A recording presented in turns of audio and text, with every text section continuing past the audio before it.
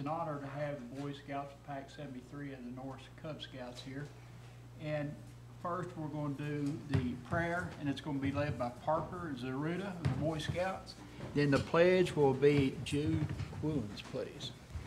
If you Come don't up care. there to the podium if you want. Grab the microphone.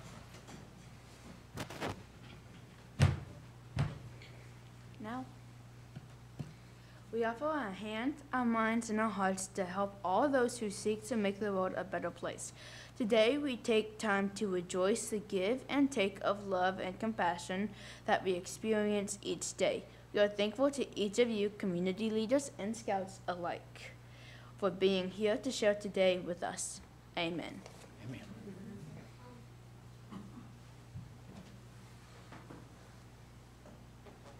I pledge allegiance to the flag of the United States of America and to the republic for which it stands, one nation, under God, indivisible, with liberty and justice for all.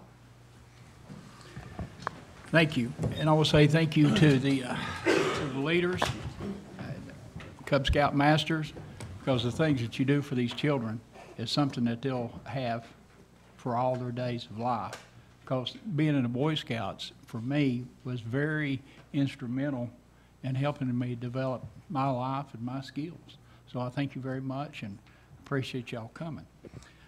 Next is the approval of agenda.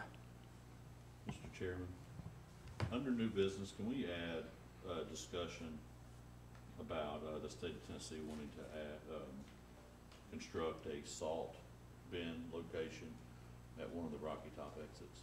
Okay. Do we have a second? Second. Have a motion and second. Anything else on the agenda to be added? Seeing none, call for approval of agenda. All in favor? Aye. Any opposed? Motion passes unanimous. Next is appearance of citizens. Do we have any citizens in the audience that would like to approach this committee? Seeing none, we'll move up to the update on the Selden Anderson County Welcome Center. Do you want to speak about that, Mayor? Yeah, just go ahead.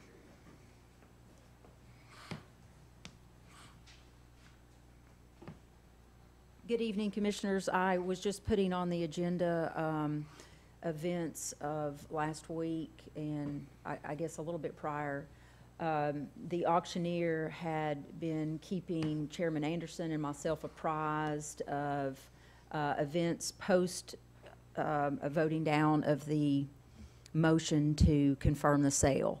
And so I was apprising you of that, but since that time on Friday afternoon, the auctioneer informed both the chairman and I that the high bidder had decided to walk away and did ask for their funds back, which were being returned by the auctioneer. So I just was making you all aware. I didn't want anything to blindside you, so that's what the purpose of that letter was for. No action. Thank you. You're welcome. Next is Oversight Committee for Tourism, requested by Commissioner Palmer. Mr. Chairman. So as a result of the discussions that we've had over the last few meetings about tourism and about the sale of the building and such, we'd like to look at having a working committee, a subcommittee that would assess and address some of the things that were brought to light during those discussions. A couple of things that I thought about was to assess the possibility of maybe relocating the tourism department. Some of the things that came up is, does it really need to be located at the interstate? Are there better uses of that property? You know, things like that. There's expensive repairs that are going to need to take place. Do we need to look at that and what that's going to cost versus maybe I don't know if there would be some recommendation for relocation, but just where we can have these conversations, where we can talk and ask these questions and just kind of do an overall assessment. Also, with the tourism changing, you know, from a foot traffic, from going into a building to more of a digital presence, you know, we need to look at tourism as what is the plan? You know, when is there enough? Are we ever gonna have enough? Is there gonna be too many tourists coming in, or just a place where we can ask these kinds of questions? Looking at the statute and the resolutions as well, I know we've heard that we can't change them, there's nothing that can be done, but let's ask the questions and let's get a good definition for the tourism industry. Also, tourism development has been used, that term has been used. What does that mean? What does that look like? How can we, what can we do with the tourism department that best suits all the needs of Anderson County, or that works with all the other departments in Anderson County government as well? So just a place to ask questions, talk about these things, do assessments, and then what I would like to, I don't know if I need to make this a motion or if we need to discuss it and then, see if everyone thinks that that's a good idea, then make a motion. But maybe just have a committee that would dissolve at some point when we make the assessments, and if there's any recommendations that come out of that committee, would go to full commission. But just, that's kind of what I was thinking and wondering if that's something we need to do here in operations. Okay. Chairman?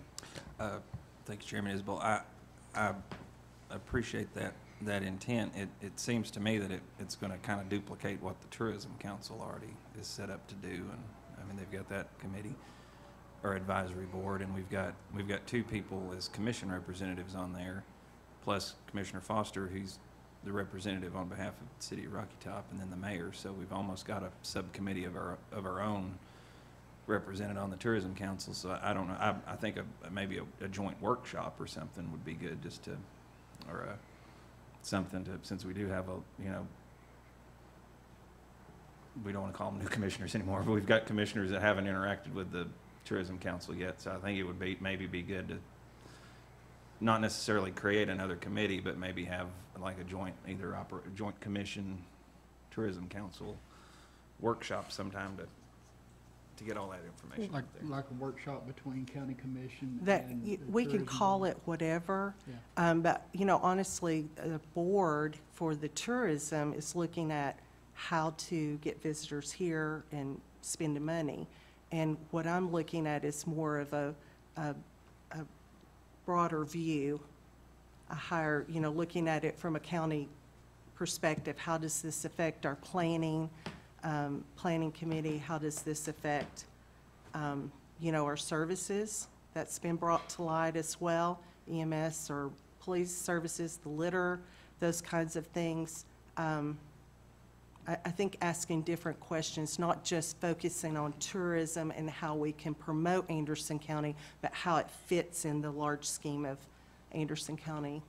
I could see a government. workshop, planning commission where they're redoing the zoning.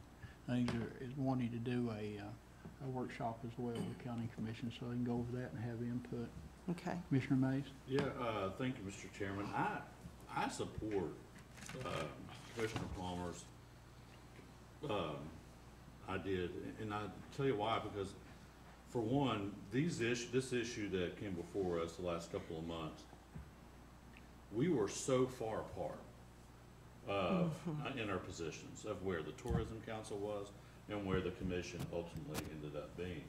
And then within commission, we had several different points of view who were opposed to the sale, but had this idea or had this, had different ideas. I think fundamentally we're miles apart. I don't think a workshop gets there. Also, we're talking about a 20+ person tourism council and a 16-member commission.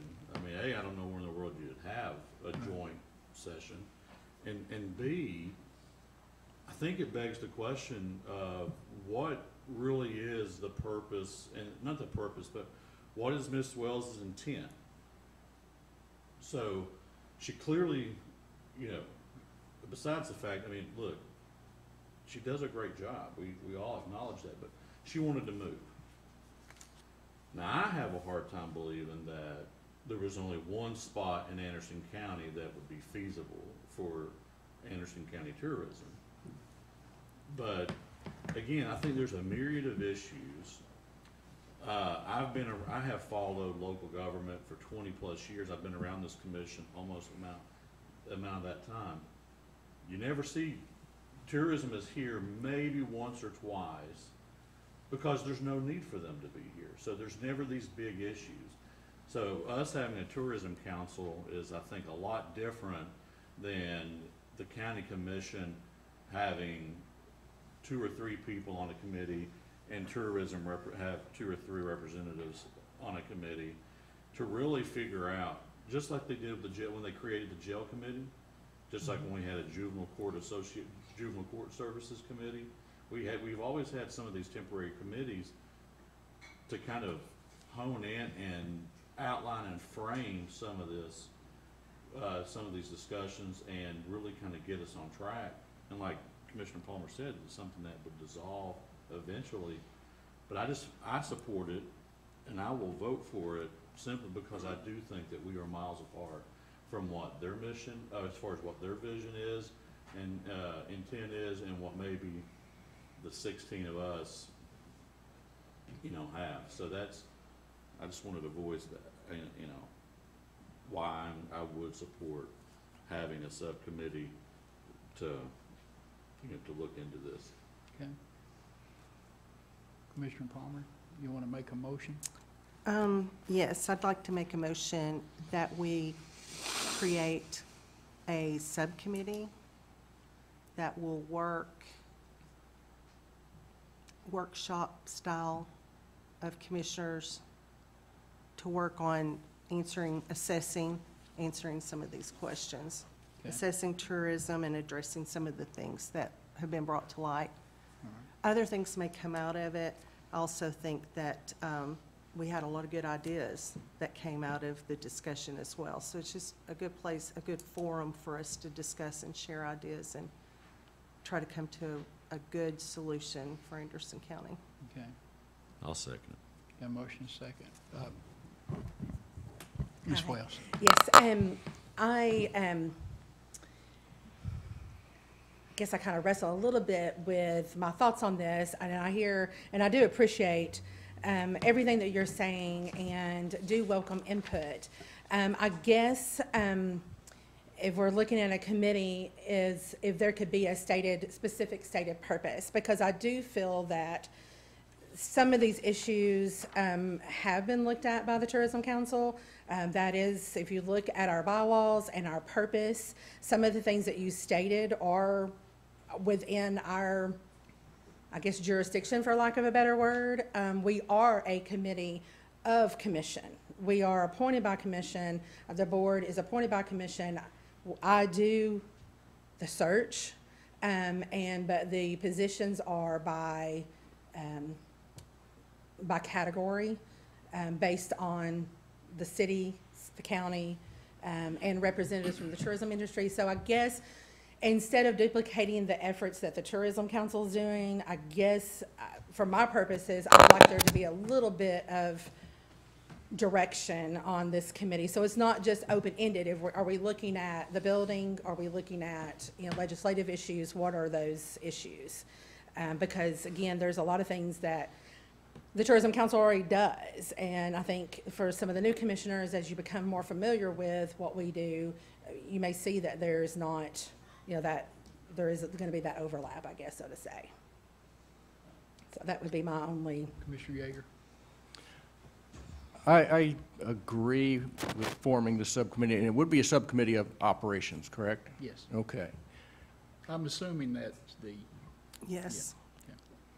My concern of what Commissioner Mays was saying is we are in control of the tax dollars of the Tourism Council, of the Tourism Board, and the committee, the Tourism Committee is not. And so I think it's important that we have more discussion with how the money is spent and what the focus is. The Tourism Board is more committed to bringing tourism. And I think there's the difference there. So I don't know what's going to come of it, but I don't think it can hurt. More knowledge is better than less knowledge. I And think so, we can look at all aspects, Yeah, of yeah. the tourism board. so I'm agreeing as well. Okay. Commissioner Allen? Yeah, it seems to me that we're duplicating things. We do have the Tourism Council that's doing a lot of good work in this area. I just wonder how another subcommittee would mesh together. You know, we need to avoid confusion. I think what happened last month was a lot of confusion. People had a lot of great ideas and never could really figure out how to get them across. And I think because of that, we had to reset things back to where they were. I mean, my vote was to reset things back to where they are now so that we can move forward in a logical, kosher, fashion and not kind of haphazardly as I saw it. So I'm for this, but I think there needs to be some limits on it. I don't think we should step on the toes of the Tourism Council. And I think that's would be my concern, is that we don't cause confusion by having another subcommittee when we do already have one that's doing that type of work. So I'm always for looking at things, but making sure that we're not duplicating, making government bigger, okay? But I think it's my understanding of the motion is to look at how and it's a learning process too for the amount of new commissioners as well, just like what we did in the Rules Committee meeting that we had. I mean, it wasn't a meeting of the Rules Committee, but it was something that Commissioner Yeager, we're going to talk about that later on, which I think was great. And that's what we're going to do now is get some more experience and learn more, and everybody's educated. It's just like, there's some things come out of that Rules Committee that I wasn't even aware of. And some of the other commissioners said the same thing, the way the rules are, so.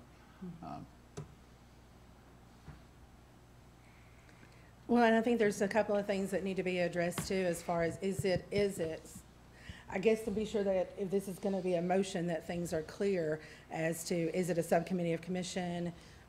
I'll be happy to facilitate a workshop between the Anderson County Tourism and the subcommittee. And we can even pick some representatives from the Anderson County Tourism, if you are open to including them in this workshop or whatever. But I think some parameters need to be set so that we all know what the expectations are. Are there certain issues that need to be addressed? Is it the building, how it's going to be used in the future? Instead of just, because like to Mr. Allen and Yeager's points, the tourism board is responsible for managing the money. That's my responsibility, is how do we spend the money and how do we spend that budget? So, it's allocated through the private act, but the actual day-to-day spending is my responsibility. So, and the board approves our budget. They approve any transfers from our fund balance. So, that's the parameters that are established through the private act and through the resolution of our bylaws. So I guess. Well, I think if this motion passed to do something, it's going to be made up of operations committee people, probably all of operations.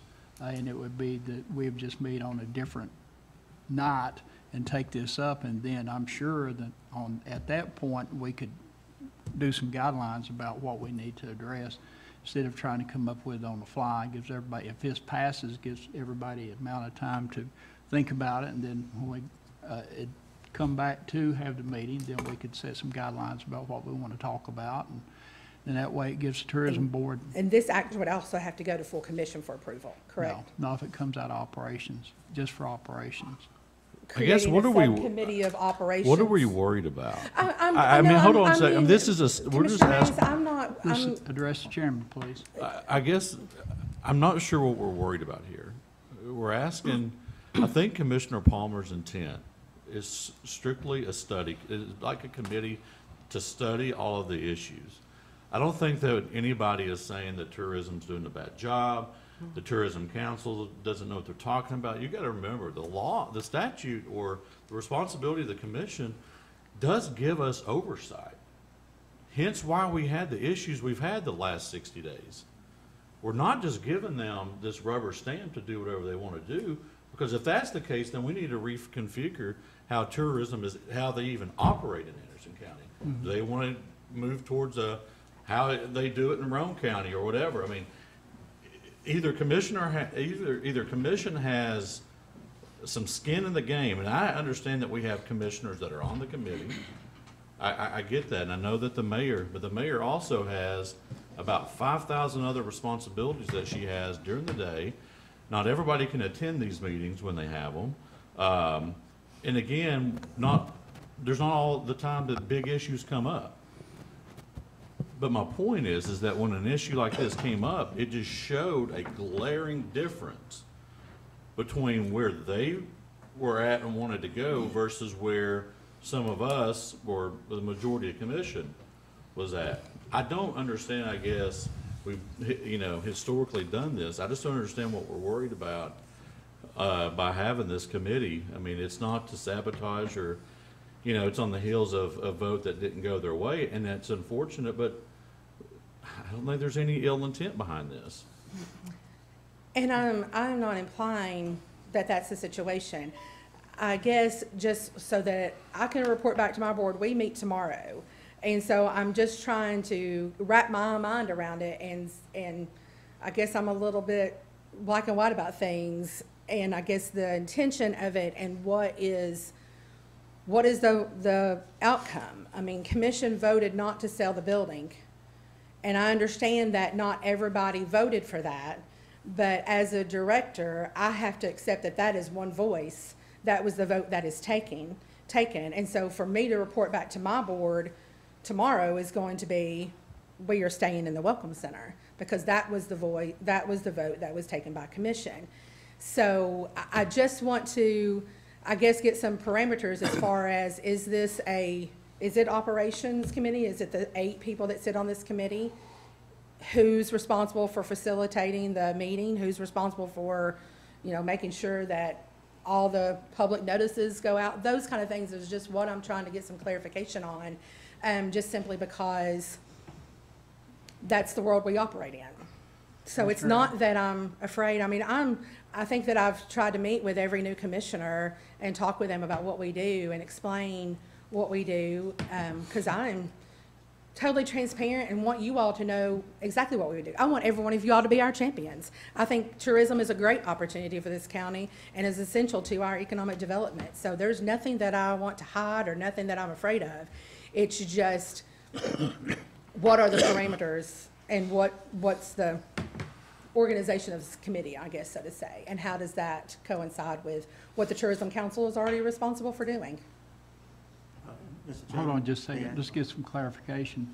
Is the motion for it to just be derived out of the Operations Committee? I believe so, but yes, because there are some questions I believe that we need to ask, that we need to look at, that the Tourism Board would not look at. For instance, that building that they're in now, I believe that what came out of our conversations was that maybe they don't need that big of a building, and that's some prime real estate up there. So would it be prudent to perhaps move tourism department to another place, and because we were all excited about having that back on the tax roll? That was one of the pushes to sell that building, and that was a benefit. And so now we're not building a new building, but that's still a benefit. So is there some place that maybe the tourism department could go that would, maybe there's some places that we need to look at? I don't know that the tourism board is going to ask questions like that. When we go look at the resolutions, or we look at the state statute, and how things are broken up, 90% here, 10% there. I don't know that the tourism board is going to look and say, okay, instead of us getting 90% now, we're going to get 60%, and we're going to give some of our money to somewhere else. Now, whether we can change that or not, I don't know, but we need to ask the questions, we need to investigate it. I don't think the tourism board is going to do that. They are looking at ways to promote the county, to bring people, visitors in, to promote the tourist attractions that we have here. Also, tourism development, we need to get some guidelines, I guess, from CTAS or the state. Tourism development, we give 10% to the chamber for economic development. Well, are there other economic development opportunities that maybe could benefit from some of the hotel motel tax that's brought in? These are like some hard questions that county commission is responsible to ask and to look at. That's not the job of the tourism board. And if I understand this correctly, and yes, I'm new and I have a lot to learn, but is that an advisory committee? We're not an advisory committee. The commission is not. We are responsible. We're elected officials that are responsible for all money that comes into this county. And so I just think it would be, we need to do due diligence. We need to look at it. And it's not, nothing may come out of the meetings, nothing may come out of this committee, everything may be just perfect, and that's great if it is. But if there's something that we could do better, I think we owe it to our citizens to look at it and try. And this is something that would affect District 2, of which I'm a representative. Commissioner Mays, was that the extent, was that, I think you was the maker of the motion. She was. She was, and you was the second. Yeah. Okay. And that was to, you agree that it's to come out of the Operations Committee? Yes. Okay. All right, Commissioner Allen. Yeah, it seems to me that the operative word is parameters. We're at this, once again, these two opposing sides. One side, Mr. Commissioner, wants to have parameters. They want to know what we will be investigating or looking at. And as commission, we should not have those parameters. But, I think we need to really think about, should we have parameters or should we not have parameters, on what we look at? I don't think that we should have these parameters there. Being the commission, we are responsible for the oversight anyway. But there is an issue with the parameters. What will we be looking at? And maybe there's some uncomfortableness with us looking at things. There shouldn't be. We should be transparent, because we all want the best for the county.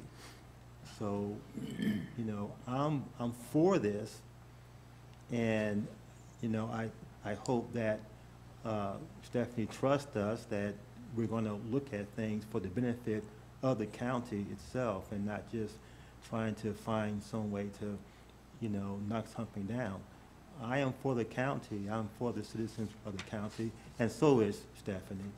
And so I think that we should look at things with the intent, of course, of making things better.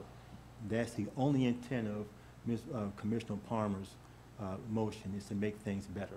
Because we just came out of a very, very confusing, month there with this whole idea. I voted for a reset to put things back to where they were and for us to move forward in a clear, logical fashion. Commissioner McCain, you want to weigh in on this? Okay. Any other discussion? Mr. It would Chair. be a subcommittee of the Operations Committee. Yeah, we've done that before. We did that. That's what I'm saying. That's what, Yeah. that's what the motion is, Right. to be a subcommittee. How many members? All of operations. And Mr. Chairman, like I said, I don't see this as being a permanent committee. It would have a goal, and it would dissolve at the end of that goal. And if there were any actions to be taken, it would go to full commission. I guess is what it would be. It would be just a subject for the Operations Committee to take up on a specified night. Okay. Is kind of the way I see it. If we're doing it all, just all. And I out did, operations. like in my notes, I just did 3 areas of assessment. One would be relocating the tourism department. One would be assessing the changes in tourism, just to see how we're doing things now. Of course, I know that's the tourism department, but then we need to be privy to those to see how it affects other departments, and then to assess this statute and the resolutions that we have in place now, and just see, you know, if knows the answer there, knows the answer, but we need to ask the questions and So just they look. would actually be your parameters or the subject? I think that would be Yeah. the three main subjects that we would Okay. look at. And I think that more, maybe, if this passes, of course, all, you know, it's based upon that. If it passes, I think those parameters would be, and the goal could be clearly set at the first of the meeting. I think we should start immediately, since there are going to be either repairs to the building or whatever. We need to start immediately and get something, have the discussion. Commissioner Allen? Yeah, I wanted to ask Stephanie, how does she feel about these parameters, looking at the expensive repair and the fact that, you know, she's always talked about the change of the foot traffic to digital traffic and the other needs too. So I would like to ask her, how does she feel about those being parameters? I'm comfortable with those. One of the issues that we are addressing tomorrow at the Tourism Council meeting is how do we operate the Welcome Center moving forward? Do we keep it under the same operation that we've been doing, having it staffed, you know, those kind of things? Or do we look at how else do we use that facility? Yes. So that's definitely something that my board is addressing tomorrow. We've never, honestly, we've never looked at specifically we do look at legislative issues, and we have looked at the hotel motel tax issues in the past, and how the state has that arranged. But we've never, I mean, because it's the way we are established, we've Yes. not looked at that. Yes. And then, you know, as far as, I would have to kind of defer to Jay as far as now that county commission voted to not sell the building, and the funds that were used to purchase the building and all of that, I don't know what options we even have. And I'm not saying that I'm against it, I'm not saying anything of that nature, I'm just saying I don't really even know, because again, I mean, county commission, even though some of us didn't agree, they voted to not sell the building, to leave us where we were. So that would be, I don't know what action we can take at that point, because I have to go off the directive of the entire county commission. So when that decision has been made. But no, I mean, I think I don't have a problem with it. I think, you know, what Commissioner Isabel was pointing out was it's a workshop. It's additional time for you all to come together and just focus on this issue. And I will say that if it's okay, tomorrow I'm going to ask if there's anybody on my board that would like to maybe come in attendance with these meetings, not to be added to your committee or anything of that nature, but just kind of designated, because we do have some expertise on tourism development on our board that could come alongside with me and address some of these issues.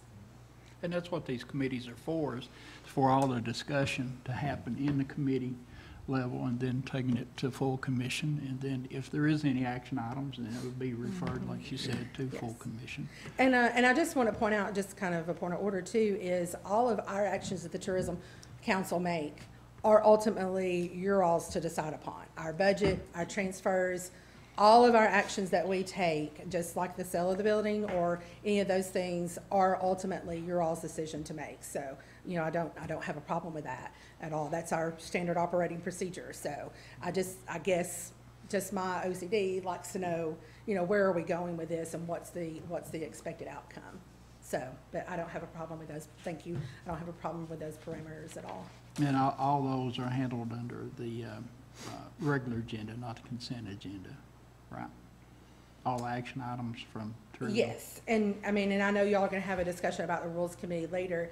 I think several years ago, County Commission created a consent agenda. I mean, when I first started, you know, there was not a consent agenda, and I know that reports are put on the consent agenda, and then it's your all's opportunity also to pull any action items off that you want to take action on. So, and I mean, I don't have a problem, you know, where we are on the agenda. So, because ultimately, all of our decisions have to be approved by County Commission.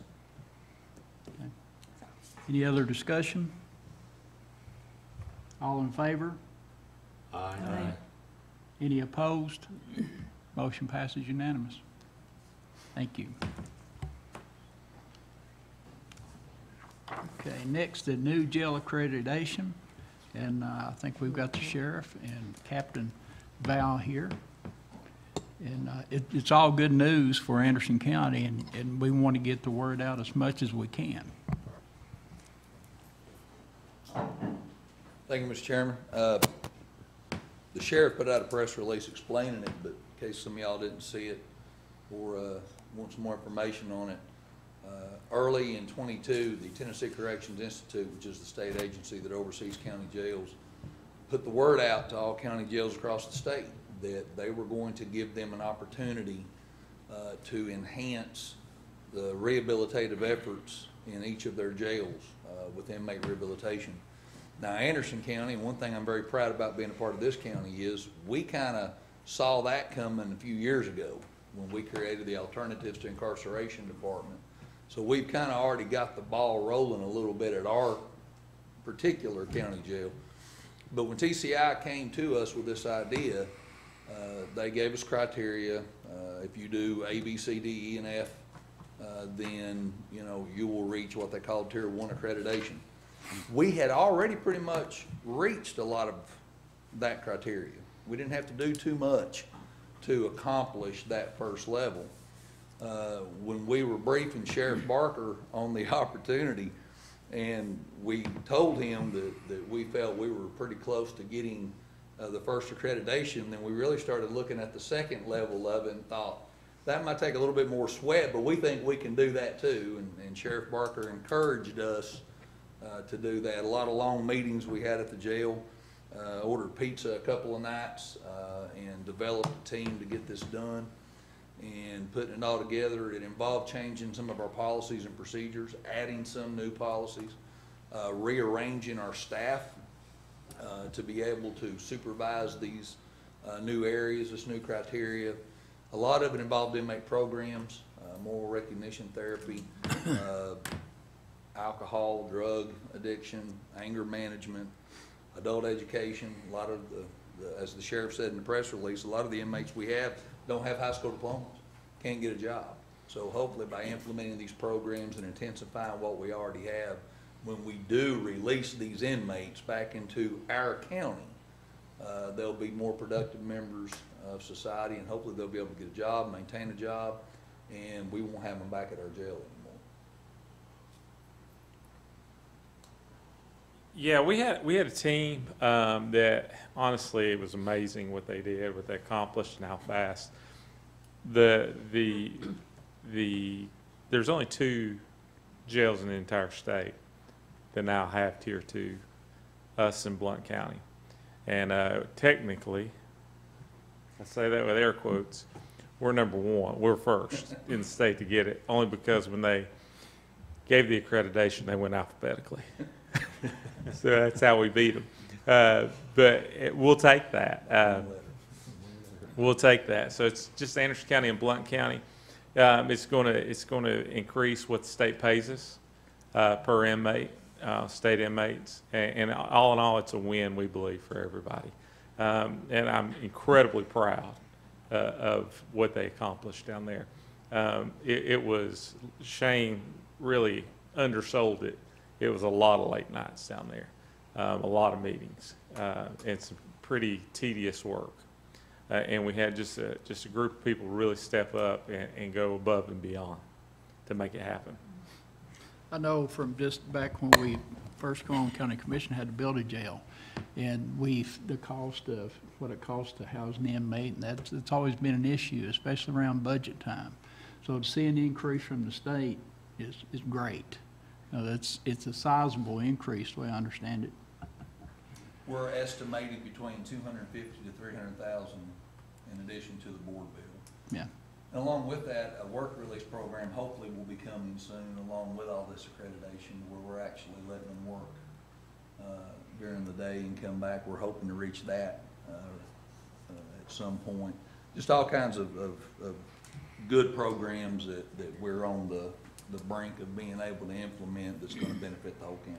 And I can tell you, there's a lot of employers, including myself, that's looking forward to that type, because I've actually done that for years. You know, if we had an inmate coming out that had, you know, an experience or wanted to, you know, just try to get back into working. So, because, you know, what happens, and we've talked about this before, if you get caught for, if you go to jail for being behind on your child support, you know, you just get further behind when you're there, and as soon as you get out, you know, then you get a DUI, and then you've lost your job. No So license. this gives the person the opportunity to start getting back on the track without having to, you know, go back and rent a home and all that other stuff. So I think it's a great job. Commissioner McCain? How much of an increase? I mean, I know you said 250,000, but what do they actually pay per day, and what does So what does it cost us? Right now, the standard's $39 per day per state inmate. Tier 1 would have gotten us $3 more per inmate per day. Tier 2 that we accomplished is giving us $6 more per inmate per day. So, you know, you multiply that, of course, by all the state inmates by 365.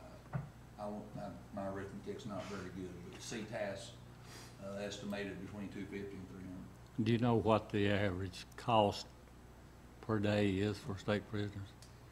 What it's costing Anderson County? $45. Yeah, I know. I mean, I remember when it was. Last time I remember was It was around. $75, and then it was 16's what the state was paying at that time, the last time I even asked, but. It's about 68 right now. And keep in mind with that, that cost is different for each facility across the state. Ours is that rate, but like Scott County's would be different. The size of their facility, the electricity bills more with us than it would be with them. We have, if we have 2 inmates or 100 inmates in that unit, we've got to have the lights on. So that cost is more, but it's kind of skewed when you have to look at it in the grand scheme of things. What's the average state population, state prisoner population? I think today we're up around 120. Oh, wow. It is increasing, which, looking at it from this perspective, is a good thing. Another thing I think this is a huge win for Anderson County. One thing I would like to at some day discuss and maybe talk to Senator McNally and Representative Reagan and whoever will listen.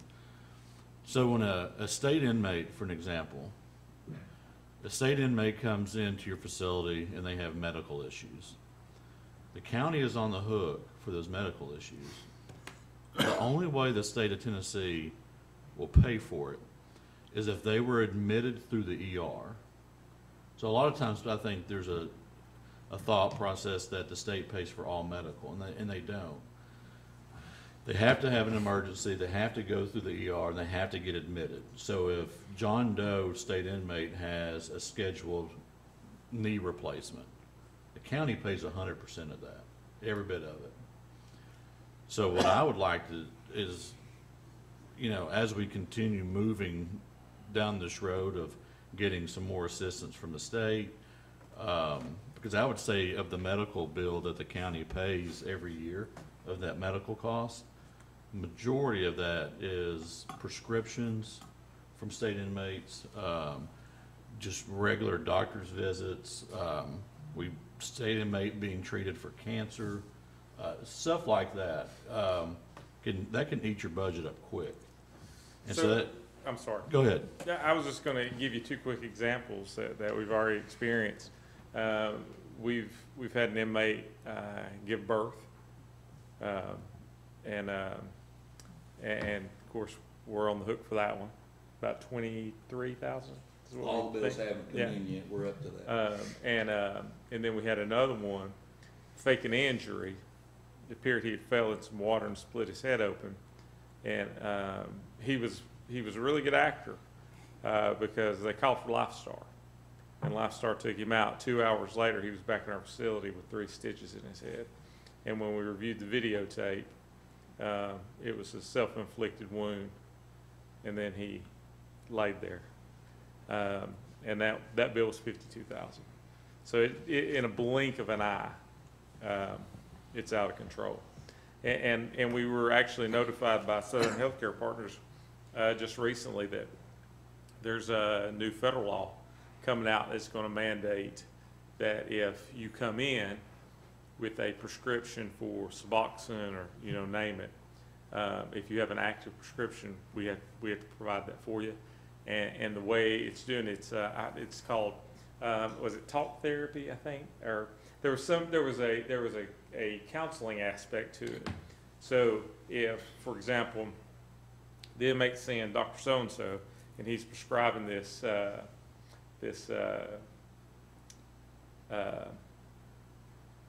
drug for him, well, they're giving it by the dose, right? So the law requires that they have 15 minutes of counseling session before they receive it. So if they're not willing to come to our facility, we're going to be on the hook for transporting them to these appointments. And that would be a staffing and logistical nightmare. Commissioner McCain, was you done? Yeah. Yeah, I got a question. Commissioner Allen?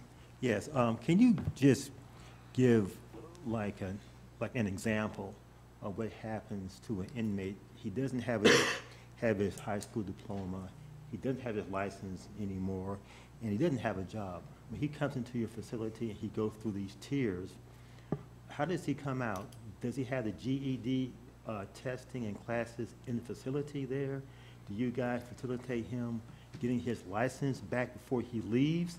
Does he have a job before he leaves? How do you really handle an individual? So when the inmate first comes to jail, Yes. If it is a misdemeanor offense, Yeah. and he's only gonna be in jail a couple of days or until he sees the judge, that guy's Sure. probably not gonna be able to benefit from this. If that inmate winds up there on a felony, he's gonna be in there a while. Within the first few days, an interview was done with that inmate, which is the staffing rearranging we had to do for this. Yes. And they're gonna ask him a mirage of questions. I mean, they've got a bunch of questions they ask, and those issues come out during that interview. So our classification supervisor, Sergeant Melanie Morgan, I think she's been up here, I think, came up once or twice. She will know this person needs a driver's license, this person needs their GED, this person needs this person needs that. And she will coordinate with Director Lucretia Logan, who was the programs director, the alternatives director. And they coordinate where we're gonna house that inmate during his stay in our jail so that he can have those adult classes, and hopefully he'll finish before he gets released. If he doesn't finish before he gets released, then we hook him up with Rome State Community College, and they usually facilitate the remainder of that GED. If they'll go, sometimes when they get released, they won't go. The driver's license office, that's brand new. I don't even know if the sheriff was briefed on this one. We just got the word on it the other day. Some facilities are using these funds to take the inmate to the driver's license office and setting them up to be able to take their test. Of course, if there's fines or anything, though, then they would have to pay those off first. Yes. Before they're able to get them back. So also, Director. Thank you. Director McBroom has from time to time facilitated with the DMV to help people get their license. We've done that, particularly for those who have come off of work crews like Zoo Crew or something, and we know we've kind of got a little bit of a proven history or track record with them. It may seem like a good risk. Director McBroom takes them and helps them with that. Sometimes he takes them multiple times because you don't always pass. Yeah. Commissioner Anderson, or Chairman Anderson? Thank you, Chairman Isbell. What do you think county commission or county commissions or CTAS could do to try to help that? I've heard that code for the medical code for the jail is just the most unpredictable thing in the whole county. And I know at one point the state, they were trying to look tough on crime or whatever and kicked all, if you had a felony, you're off TennCare or whatever. But I mean, it seems to me the state's got the multi-billion-dollar surplus. Shouldn't we be pressuring them to start paying for this? Commissioner Mays' point, absolutely. Yeah. Yeah, we're going to have some conversations with them.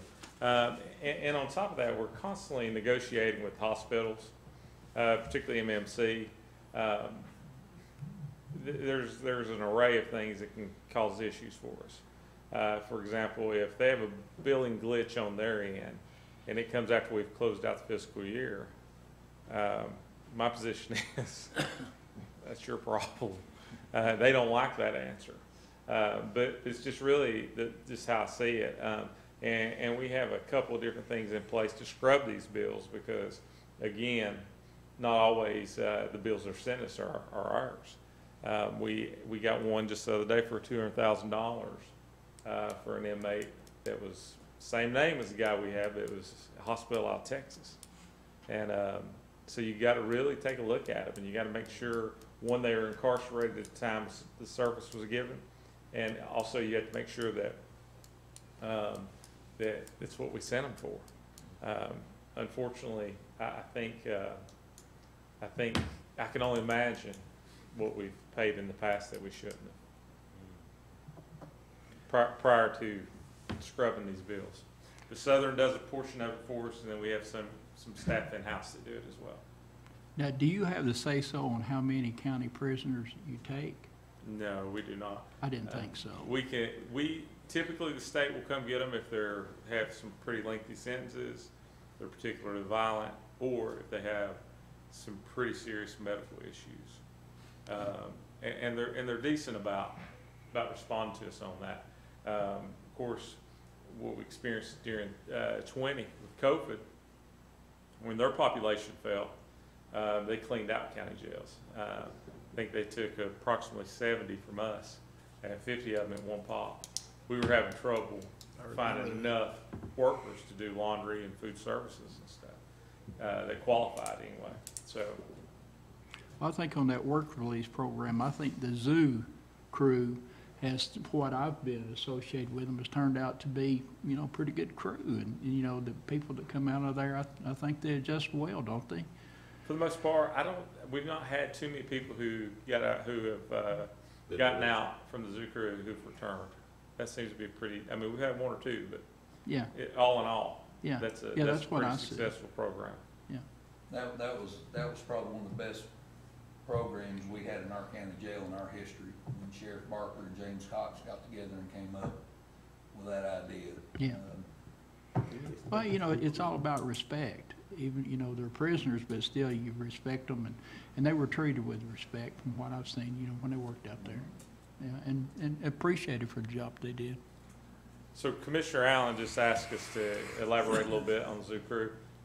It's simply, we take, depending on the season and how busy the zoo is, we send inmates every day, 7 days a week, to the zoo, and they help care for the animals. It goes to the zoo. Yes. Okay.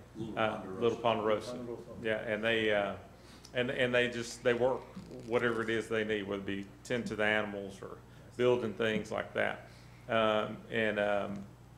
It's been really good for them, honestly. Simply because outside of just learning to get up and work every day and responsibility, they get to interact with people. So we've got to be really careful, in particular, on who we send.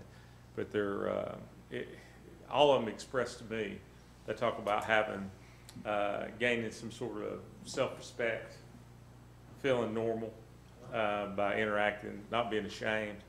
Because they do have work uniforms that say zoo crew, and of course I think everybody knows what they are, but it's not, they're not running around in orange jumpsuits and shackles. So, but it's really taught. A lot of those guys have talked about how that translates over to them thinking and or acting differently, interacting with their own children, because they kind of learn how to care for somebody or something.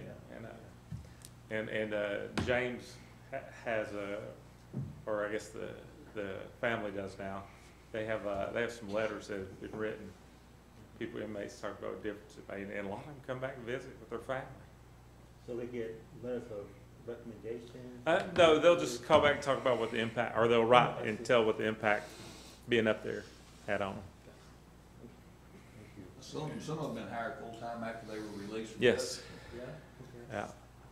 And Commissioner Allen, how we made this, I guess, legal is we had to do a resolution, and it made the Ponderosa Zoo a metropolitan zoo. I see. So that's what gave us the ability You remember that, how it? It was, it's the official county, Anderson County Zoo. Official It's the county official zoo, county- yeah. I see. And then that's what, I guess, made it legal to be able to do that, so. Very good. They rehabilitate injured animals, deers, owls. It's amazing. They got everything going on up there. We took them a rabbit one time that one of their inmate workers had accidentally struck with a weed eater and broke his heart. And they took it out there and James patched the rabbit up. I asked James later how the rabbit was doing. He said, oh, it's doing fine. We had to teach him sign language, but he's doing Anything else? Greatly appreciate you coming tonight. Thank you, guys. Thank you. Let's see, discussion of the rules workshop from January 4, 2023, and that was requested by me, and I just wanted to say that I really appreciate Commissioner Yeager putting that together. I think that maybe, you could do that again if possible, and probably in a different setting, where it's just more or less discussion, things like that. I think, Jay was there and he pointed out all the legalities of everything, and maybe it's another time because our time was cut short. That probably could have been a 3-hour meeting. So, That was great. I appreciate that. yeah. I think we're planning to probably schedule this next Monday's meeting, but a rules committee meeting for February to go ahead and convene that. Okay. For this new commission. Great. That's all. I don't know if anybody else wanted, have any discussion on it or not. But I really appreciate Commissioner Yeager for actually bringing that up, putting that together. And then, under new business, we're going to take up this letter, but we'll be thinking about a meeting date. Tracy next, or you? Yeah, but while I'm saying this, be thinking about a meeting date so we can put together a special meeting on the tourism thing. Okay. So, because we'll probably need to set a date to meet. Okay. Next is the request from Commissioner Wandale. Thank you, Mr. Chairman. I guess, what's the first one? Waste Connections. East Wolf Valley Convenience Center Yeah, first. East Wolf Valley Convenience Center. I understand with the holidays and everything, the problems that arise with the trash, but I feel like we've been having issues ever since the new one was open. So I've started looking at the agreement that we have with the county and Waste Connections. Waste Connections, for those that don't know, who might be tuning in, Waste Connections is the company that handles our convenience centers. Those employees are employed by Waste Connections, not the county. So I've sent all of you tonight just a copy of the Waste Connections agreement. It's over 100 pages long. But what we do is we rent the units. So if there's 4 units at East Wolf Valley and only one of them's being used, we're paying for all 4 of them to sit there. I'm not sure how we manage these contracts. I'm not sure. I know Mr. McCamey, Commissioner McCamey is chairman of the solid waste. I'm not sure it's the solid waste committee's responsibility to oversee the agreements. I just don't know.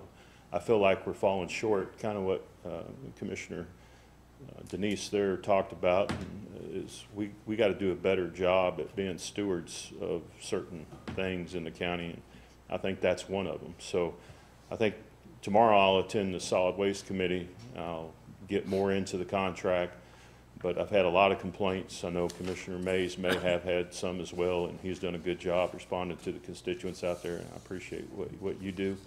So, I just want to bring it to this body's attention and figure out how we get down the path of fixing the situation. I feel like the agreement has no teeth in it for falling short on the obligations, whether it be the recyclables that are required to be recycled, or, I feel like not in all situations. There's a lot of recyclables that our folks are recycling, and those recyclables end up at the landfill. They don't always make it to the recycle center, Rock 10, or wherever it went. Years ago, I was on the solid waste committee, and we were making progress, I felt, with recyclables. But then we were somehow convinced that going to a single stream recycling would be better for the county, and There's a lot of support from other municipalities locally to do that, and ever since we've done that, in my opinion, we've gone backwards. There's not been much recycling. I felt like that was just a way to control the progress of the recyclers, but that's another story. So I just want to bring it to your attention and something to keep in the forefront. Maybe next month, Mr. Chairman, if it's okay, we can bring it back on. Like I said, I'll attend the solid waste tomorrow. Some major concerns is the time. We allowed an increase in salaries for these folks at Waste Connections, but then we reduced the hours. And I spoke to the mayor earlier, and she had mentioned that there's a need to reduce the hours because certain benefits hit, Federal Labor Standards Acts, things like this. But at the end of the day, the people are the one that suffer. I've had 2 calls this week from people that can't get off work in time to drop the trash off. And so they own businesses and they can't get there. So a lot of moving parts, as Commissioner Palmer said earlier, and we need to take a look at it. So that's really all I have on that. And if anyone has any questions, let me know. Jay, is that contract the last that we have from 2018? Is that the last update where we had a 4.08 increase in the cost based on certain indexes? I think we're about ready, that was the last 5-year term, if I'm not mistaken, about ready to rebid that here. Next couple of years, I'll check on it, but it seems like that was our last option. And thanks for getting that copy of the contract, and that's where that came from. Any questions on that one? Did you say you sent us something? Yeah, I sent it to your, I think I did, anyway. It might not have come through yet because Okay. it's 100 pages long. Okay. But I did send it to your commission Okay. email. And Thank so you. It everyone's- hasn't come through yet. Anything? I'll look for it. Yes, sir. Chairman? Thank you. I know, I think Wolf Valley Convenience Center had the same issue where with Glen Alpine did, where they were closing kind of early the days after the holidays and stuff. So I'd like to see something added to it if we could just have and I know it might be an issue if they just don't have enough drivers that day or something, but if we could add an extra bin or something on, at least on the peak days. I know there's a reason for, they want it to be compacted and they don't want to have something stay there overnight, but days after holidays or Monday or Saturday, whatever that peak usage, if we could have that extra one. I know I was getting, and Commissioner Vandegrift probably did too, some complaints about why is there only one line the day after Christmas or something like that. Yes, we got that a lot. And you know, it seemed as if the folks in our district were told that 2 containers, and I talked to Jeff Trabaka, the solid waste director for county, and his intent was always to have 2 containers as well, but it just doesn't seem to happen a whole lot. And then you get various people telling you, well, depending on who's running the location that day, sometimes they want one filled up first before they start filling up the second. But just for us, we got to keep in mind, we're paying for those containers. We rent those. It's a monthly cost, and they sit there. And Jeff Trabaka also told me, Commissioner McCamey, that they brought in, I think, 3 to 4 containers one time that were broken. So what bothers me is if you're going to bring in 3 to 4 containers and set them in the East Wolf Valley Convenience Center, brand new location, and they're broke, and we're paying for them to sit there broke, I got some major concerns with that. So I don't know how we do it. It's going to take all of us to kind of get together, and I know Commissioner McCamey does a great job. Jeff does a great job. It's no one's fault, but we just seem to miss the target all the time, and the ones that suffer are the people that want to go jump the trash off. Having a convenience center is one of the most, that and asphalt, I guess, is what, you know, as county commissioners, you'll get asked about more than anything. Yeah. Well, I'd like to see it. And so one of the thoughts I had, and this is something I'll bring to the solid waste tomorrow, is it possible for us to get a monthly report on how many containers come in empty, how many containers go out full, how many containers are taken recycled, how many are not, how many go to the recycling center, how many of those recycled containers go to the landfill. I'd like to see if we can develop some kind of, I find it odd that, and maybe there is, I don't know this, but I find it odd that when you're shipping materials or products or whatever, trash even included, you have to have a bill of lading. Bill of lading is the document that's used to tell everyone what you're picking up, where it's going, what time, and how much, and all those kind of fun facts. And there may be one, but I've never seen them. And I'd like to know how our trucks are tracked going into waste management's landfill. A lot of these things have never been looked at, so I want to start looking at them. I'm sure I do appreciate the talk here tonight because it's refreshing, parameters and our responsibilities, and I appreciate that. Again, you're not new commissioners, you're commissioners. Commissioner Mays. Jay, how long has the Waste Connections contract? I mean, how long? I guess we've had multiple 5 years. Yeah, it's early 2000s. I came on in it's on the original one's on there. I came in 2006, and it just had been renewed the month before I got here. Yeah. And are they the only ones who bid when we have a? Well, Waste Management, Waste Connections, and that's the two major people. We got the landfills run by Waste Management, and the hauling contract is Waste Connections. There's a lot of pieces there, though. You got your oil. Oil can be recycled. And again, all these little pieces, the cardboard, the oil, aluminum cans, metal, glass. You know, years ago we hear glasses. There's no money in glass. Well, I mean, somebody's making money somewhere, but unfortunately I feel like the only money is being made is us paying to ship the material to the landfill. Commissioner Allen.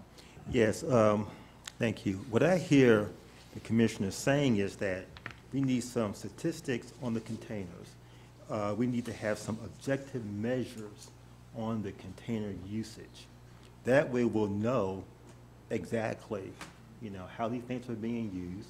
And we have to have some standards on the containers too. We don't accept broken containers. They should never come into that system. So these objective measures that the commissioner is talking about, I think will be a big plus for our county. It will just help us understand what's happening there and put some things in place, and that will increase our efficiency and the usage of our convenience centers by having that data available. You know, and it may have to be is that set out in the new contract, because Yes. the person that monitors that doesn't work for the county. Yes. They work for Waste Connections, so that would have to be set out unless Waste Connections said, yeah, we'll do that. But that's, you know, Commissioner McCamey he and his crew could take all that up. I was also wondering, I know the sheriff has been extremely helpful at times when requesting to provide prisoners in to clean up or build something or whatever the case may be. And I was just wondering if, kind of tied it into that rehabilitation program in some fashion, could we manage our own and just have the Waste Connection folks do a certain piece of it, and then have our own folks that are trying to get rehabilitated? And maybe, I don't know, I mean, the sheriff and his staff can think about that, and there may be a lot of liability issues there, but most of the properties are county owned, and we have them insured anyway, I think.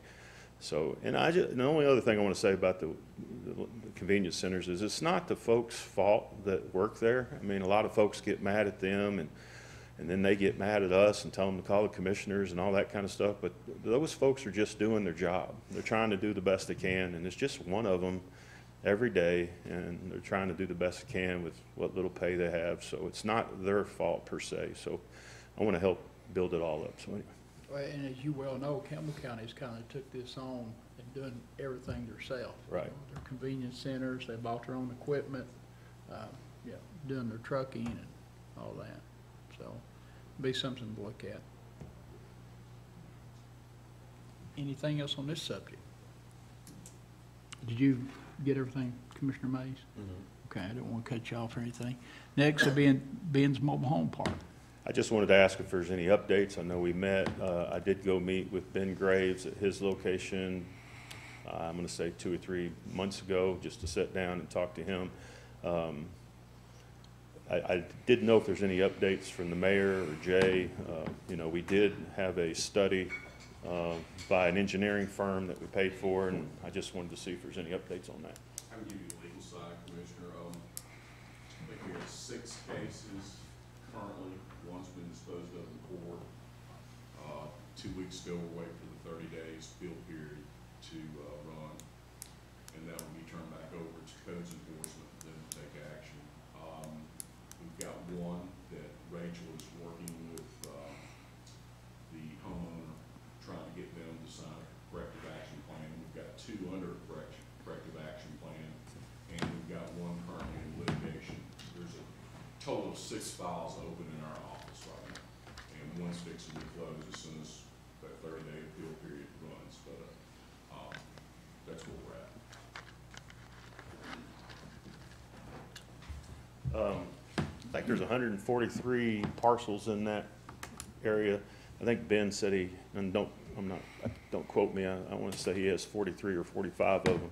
Now, Jay, something I wanted to ask is, Ben did confirm that he put in the speed bumps on those roads, and that's one of the biggest complaints I hear a lot. There's a lot of complaints, but that's one of the biggest ones. If he put those speed bumps in, whose responsibility would it be for those speed bumps in the roads? Have we ever figured that out? Yeah, the roads are not ours. Correct. I told him that in the meeting. We're not going to do maintenance on them until they build them up to our standards. They can take that up with Ben, but it's not on the county. And I'm not, again, going to speak for Ben, but I felt as if there was some kind of happy medium that he would participate, but I reassured him that we were not taking the roads in because we just can't afford to.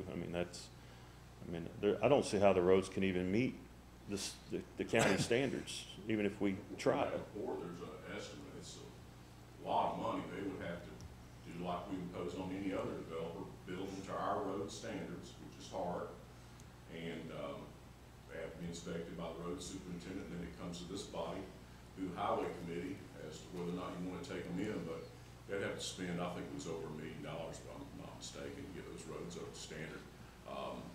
Pretty much need to be dug up and redone with a new bed and everything. Is there anybody at the state level we can talk to about this location to help us to try to? I'm sure there's all kinds of state resources. On the roads, I doubt, but depending on the issue, I'll be glad to talk to you and help with that. Mayor, has there been any, I've got this question, I don't know if you have, Commissioner Mays, from people about when the new route comes through. Right. Is there anything out there that tells us that, how much of that property is going to be taken? Is there a map, in fact, for the whole? Take all of it. Well, for the whole Edgemore Road, I'm getting that question a lot. I know they're in so you've got your concept or your initial plan, and now they have let the construction document engineering, so that's in the works right now. So I can ask what that looks like. If you could get something for us we could share with the constituents, that would be helpful. So thank you. That's all I've got on that. We'll just keep chasing it. And Really, when we met with the residents back in August before the new commission was sworn in, there was a mention, I think Jay, you talked about it, but we had talked about possible grant opportunities for the community. Now that the county, and I know that the new grants coordinator has, probably everybody is salivating, wanting him to do so much. So I understand that, but is there a way that we can maybe just ask him or ask if he's got someone that works with him to maybe take a look and to see if there's something that might be out there? I don't care a bit to help either, but the other thing is too is on the road, the speed bumps is, of course the county can't take them, but I guess the $1 million question, and it still hasn't been answered, is no one owns the roads because of that the dissolving of that company that we talked about in August. So what do these residents do? I mean, it is. We've done some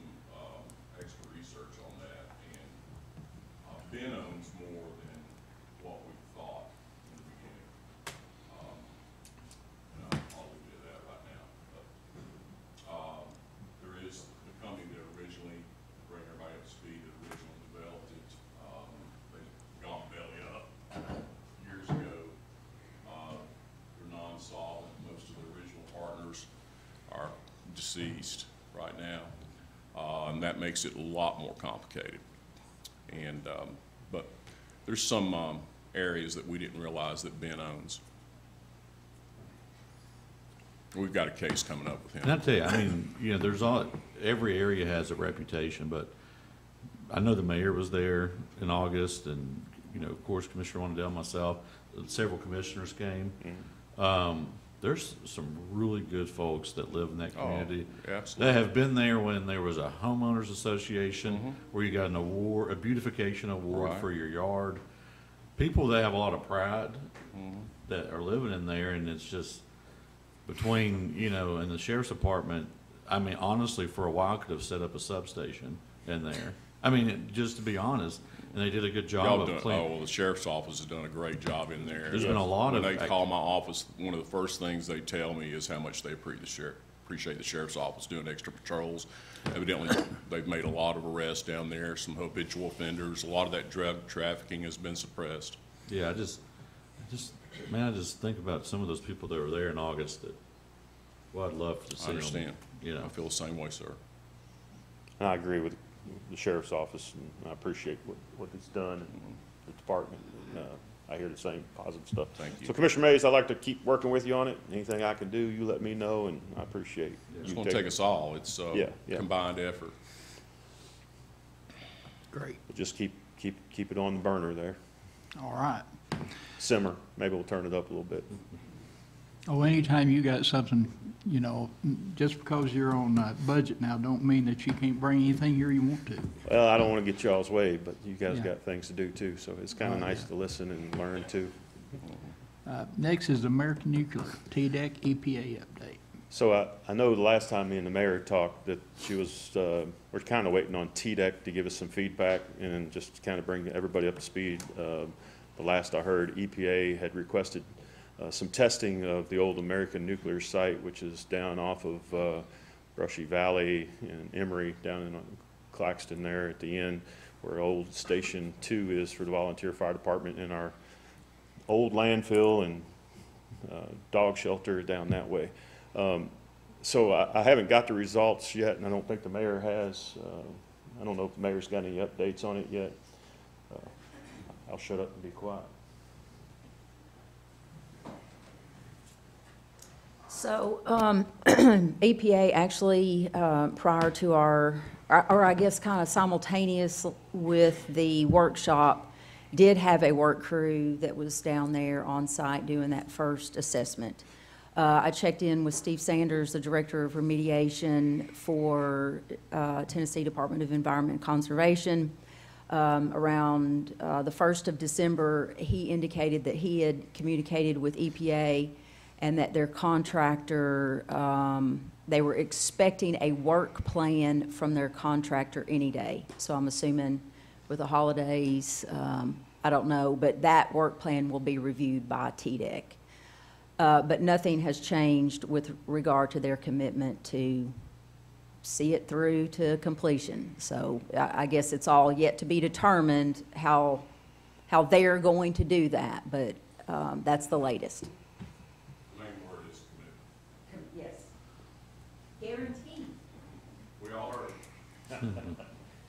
The only thing I want to say, Mr. Chairman, and let all the commissioners here know is Energy Community Alliance is having a meeting February 28th in Phoenix. This is a liaison group, and the mayor's been active in it during her terms as mayor, and I've been active in it. But I want to kind of throw this out here for all commissioners who might want to go learn more about the DOE sites.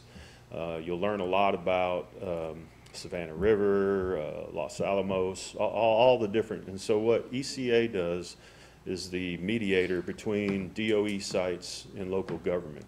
So I want to bring this out. So if any commissioners here tonight would like to attend that, it's paid for. We're members of ECA. I think it's 1 or 2 members can go. I'll be happy to go if no one else wants to go, but I would really rather have commissioners that have never been involved attend to represent Anderson County, see some new faces. And then that's, again, February 28th, they'll pay for the airfare. You get reimbursed. The 3 nights stay in the hotel, you get reimbursed. This is all part of being a part of the Energy Community Alliance. And the city of Oak Ridge usually sends 1 or 2 people as well. So I just want to bring that up. That's all I got. Thank you all for your time and listening. Thank you, Commissioner Wandell.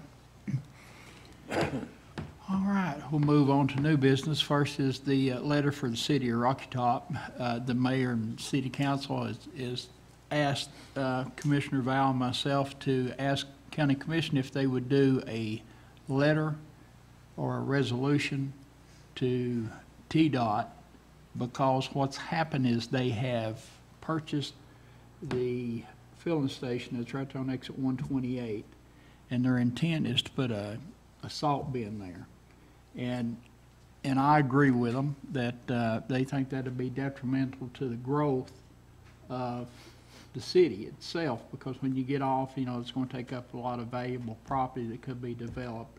At one time, we looked at developing that particular area and had some investors there, and it's 2 prime exits on Interstate 75, and they feel like having the salt bin right there when you get off is going to hamper any other enhancements that the city could.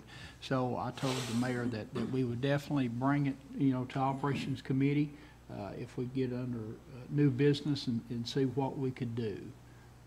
And I'd appreciate a motion to try to get the law director to try to draft something. And then the city, I talked with Commissioner Foster earlier before the meeting, and the city is going to do one as well, and they're going to draft it basically whatever we come up with.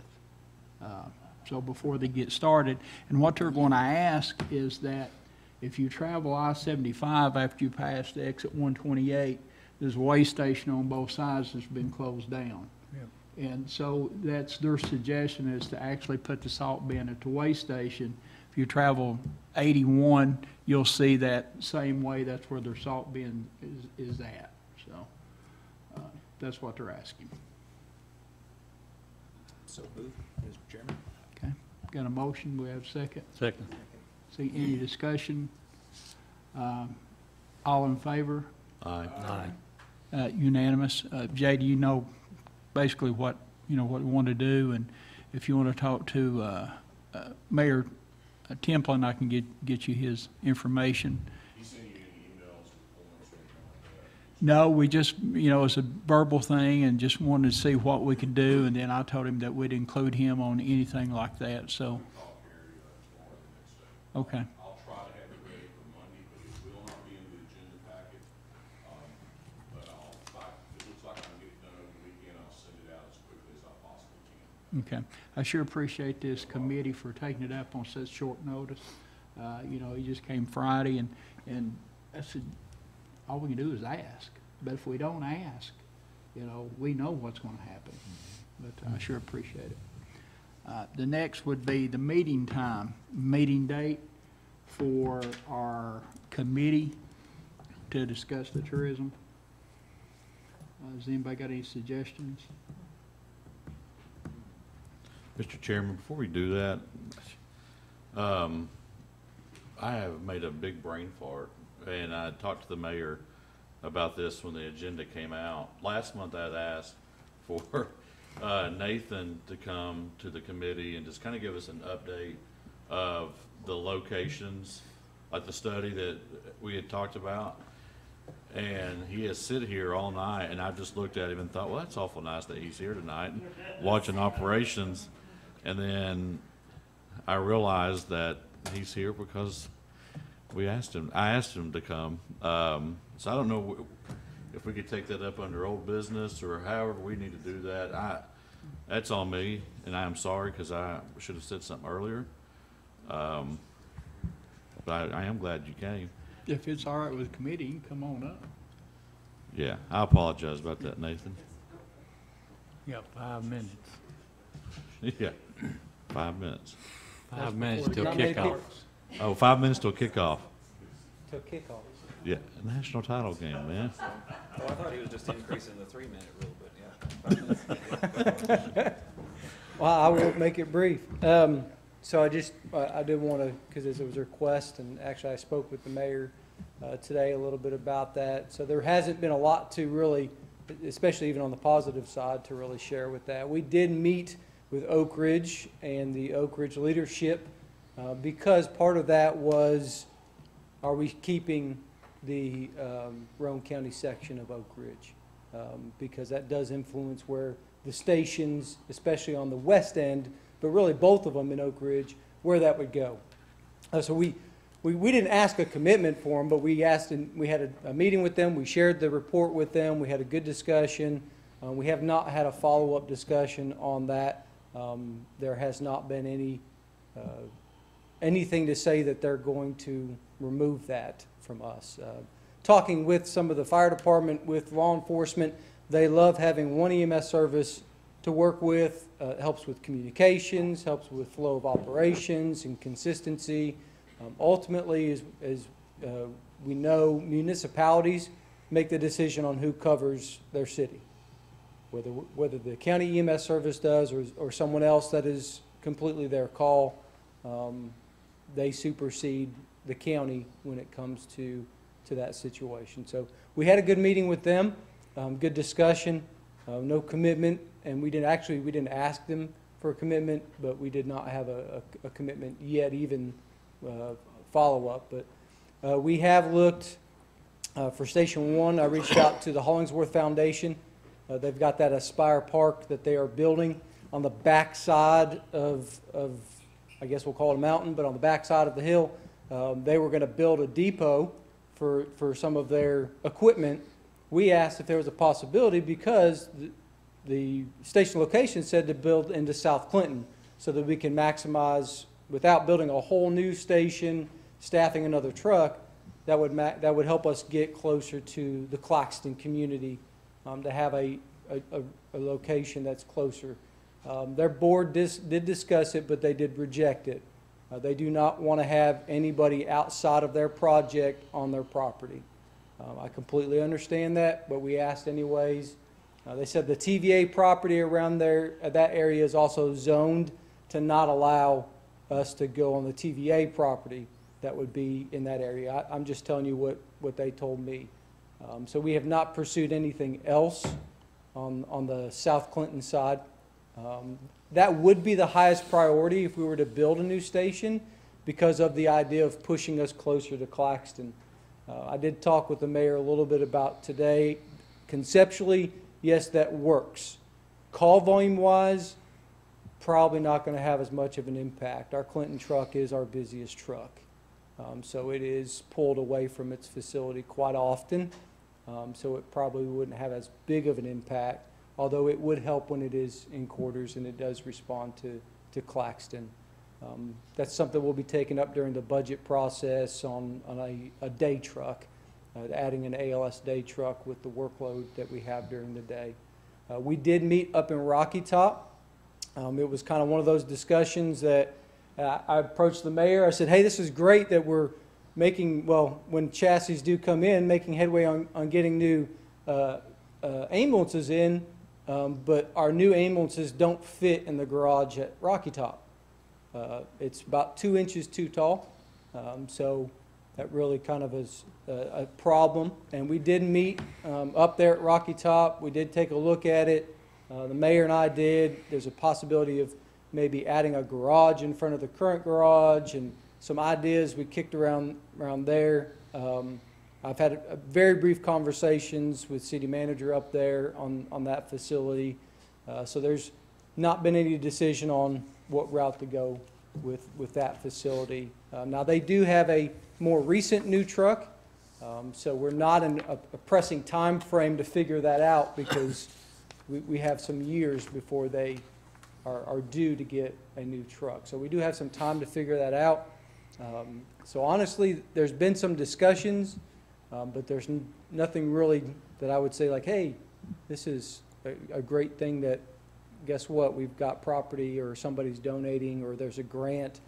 I've looked off and on for grants, and CDBG grants are possible, but I know there's a priority, which I'm not going to get in the way of priority for water and sewer to our residents, but You know, there have been some counties that have done CDBG for fire stations and ambulance stations, historically speaking. So kind of where we're at, our Station 5, which is on the east end of Oak Ridge, I'm meeting with that's the one we do lease. It expires in June. We're probably going to have to renew that lease. I don't want to, but there's really not a good other option to look at. It's not a great facility. It's not a good facility. It's definitely not a great facility. It's not our worst facility, but it's one we pay for. Hopefully we can do a little bit better on the agreement this time around. So we do meet with the property manager next week to see some parking lot repairs and maybe some other things that they'd be willing to do. Sneaky suspicion the rent's going up, and the owner has not been receptive on making much of any repairs for the living area. We did get them to co-pay for cutting down some trees that were swaying a little too close to the building. But honestly, I know it's not great news, but we're trying to still navigate through that. Some of the discussion has been hey, we really need to sit down and go through what does an ambulance station look like. I mean, in regards to size and layout and those types of things. So the mayor and I have had some brief discussions on that. We have not put pencil to paper on it yet. Commissioner Yeager. Thank you. Going back to Oak Ridge West Side. Yes, sir. The preserve. Yes, sir. Okay, right now I think they have maybe 400 or 500 units there. Yeah. I'm on planning commission there. We saw their final design. It's going to be 3,000 units when they're done. They want to add 100 units per year. Was that in part of any of your discussions? So when we did the study, of course, it did talk about the preserve in that area. And at that time, I did go out to the preserve and ask them, hey, each year over the last 3 years, how many facilities did you add? And so we had some of that information. So that has been a part of the discussion. Not sure again what that leads us to. I will tell you, I have not looked lately. Of course, our call volume is not high out there. So there's that thankful portion. But you're still looking at, if our closest truck, which is there by Kroger in Oak Ridge, responds, you're looking at a 15-plus minute response time. Okay, thanks. Anybody else? I've got something for you. Yes, sir. We may have a location for you in Medford. Okay. In the Medford Volunteer Fire Department Board, we talked about it before. We talked about it probably about 6 months ago. So we have a building in the back that was rental property, but it's not anymore. And we talked about how we could open the end of it up and put a door there for an ambulance. I know I hadn't had the opportunity to talk to you about it, but there, and you'd have a full kitchen, you'd have a bedroom, you'd have everything that you needed right there. And I mean, it's something that they asked me to talk to you about. And so whatever size you needed, the door would be made for that. And that, and that was actually something we wanted to emphasize. If we can find partnerships, municipalities or community partnerships, that would be a great way to go. That would be great for the community, for the fire department, and then, you're just right there. The only concern I have with Rocky Top, I'm real sensitive with Rocky Top, is just really, honestly, it's that access back to Briceville, Fayetteville Holla, back to New River, because that's one of the closest trucks to that area. Taking them farther away from that access just increases that response time to Briceville, New River, some of those areas. So I'm a little bit sensitive to that, but that's probably what, 1.5 miles, 2 miles? Yeah, it's about 1.5 miles. From that, from And the it's right on fire 25. department to the police department. Yeah. Now, I'm more than happy to, whatever options, if you hear people talking about it, I'm more than happy to reach out to people and have conversations and just see what the possibilities and plausibilities are. Years ago, we talked to the previous Oak Ridge Fire Chief about possible joint thing there in Oak Ridge. I know they're building new facilities. So I'm definitely interested in looking at, And sometimes, you That know, if type you're of- gonna service New River, going through Dutch Valley and picking up, what is that down through there, Frost Bottom. Frost Bottom? Yeah. yeah. We just can't get over Walden's Ridge. I've taken an ambulance over Walden's Ridge. They're a little bit bigger now. You can do it. You get real close to your partner. You might hold hands a little bit, you know, but. You better get close to the Lord. Yeah, I'm real close, real close. Yeah, it's a beautiful view up there at the top, but at least that one side it takes a while to get over there. We tell our staff when they orientation and continuation, Walden Ridge is not a road. Do not access it. Don't go up Walden's Ridge because you might come down a lot quicker than you went up. But I'll reach out. Okay, To their chief and take Yeah. a trip and, absolutely. okay. Nathan, I appreciate it, and Yes, again, sir. I apologize for holding you. Well, I was sitting there thinking, I haven't had too many people say I was pretty to look at, and that's, I didn't say you're pretty. well, that's the way I took it. I just said I was glad to see you there. But That's the way I took it. But I would just keep in mind, selfishly for District One, of course, when y'all had that presentation and that idea of what the response time would go to, and I know that's a gauge, but not exact, but it definitely perked the ears, and I would just. I am very cautious and sensitive about, I think it's just a matter of time before Claxton takes off. I don't know for sure that's going to happen, but I know personally during the day is our toughest time. We had over 700 level 0 events in 2022. Most of those happened during the day, about 86% happened 8A to 8P. And that's just an indication that call volume is up and resources are down. Calls are taking longer. I know, I was actually telling the mayor this today, I said calls are taking on average 15 minutes longer. That doesn't sound too bad, but when you multiply that by 10,000, 150,000 minutes, now you're looking at 2,500 hours, 104 days.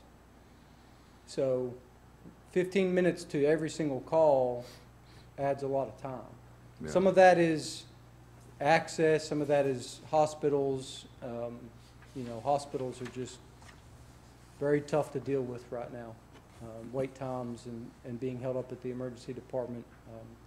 So I'm definitely sensitive to that. Thank The you. Claxton community. I appreciate it. Yes, sir. Thank you, Nathan. Next is meeting times. How about January the 25th? That's a Wednesday at 4:30. That will give us time to publicize it, Okay, and if that works for everyone. As far as the calendar that we have, there's not anything on that day. It's HR orientation. Is at 9 a.m. You haven't done yours yet, so you need to. We could do that Wednesday, or the 26th Thursday, if that would be better, whatever. Does anybody have a preference? How long you think a meeting's gonna last? We don't have to do everything in one day. Well, why couldn't we just meet and dedicate the first 30 minutes of each operations committee meeting, still meet at 6 o'clock, but from 6 to 6:30 would be for tourism, and then from 6:30 on, our regular agenda. And that way we don't involve another day, Okay, and Wednesday's a terrible day for me. okay.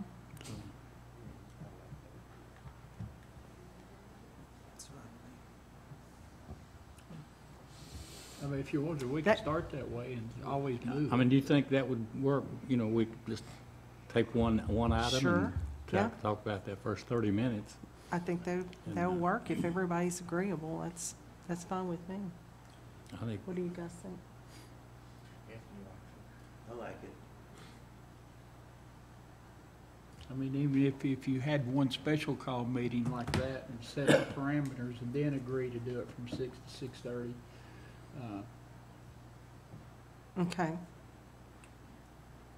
It'll be just during the next February operations meeting, Yeah. first time. Second Monday, Could we, first Okay. item. could we just also maybe mention what we're gonna talk about during that half an hour? Okay. What parameter are we gonna talk about? Well, I think it would need to be on the agenda. In fairness of tourism, I think it would need to be on the agenda so they would know, A, Yeah. like, what to be prepared for when they come in and meet with us.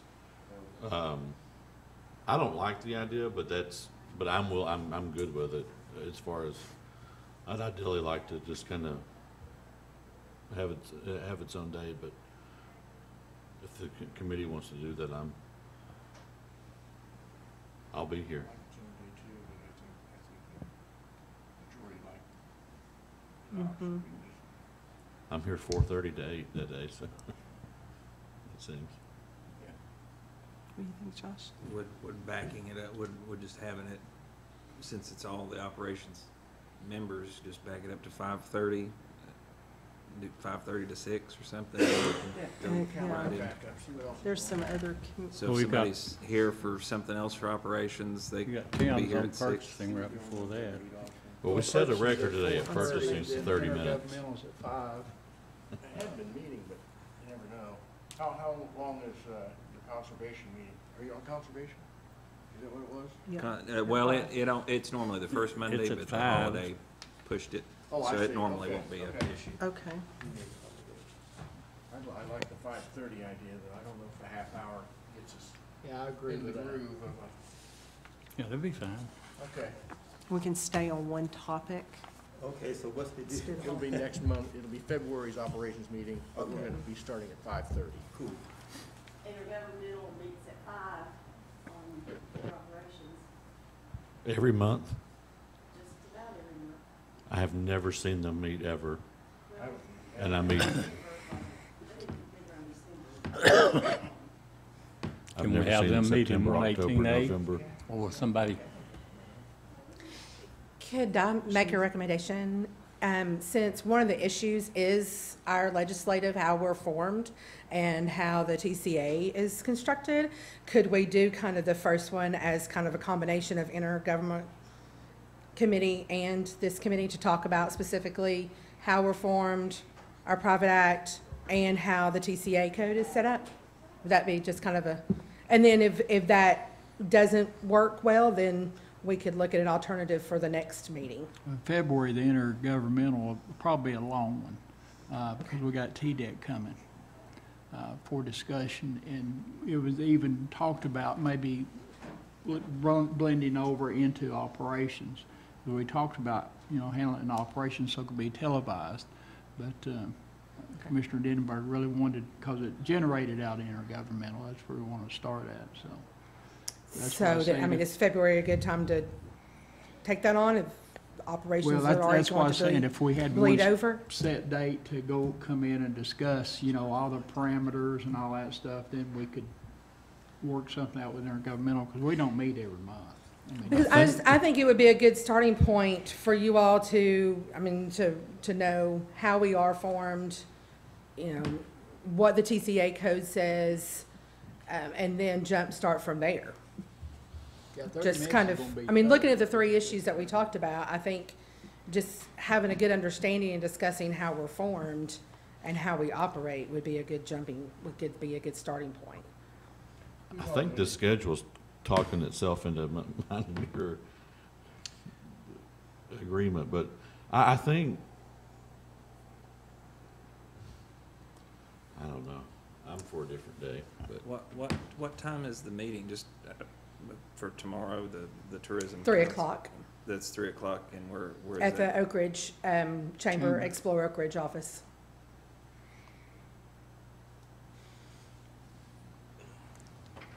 How about let's just keep it on the 25th, if that's okay.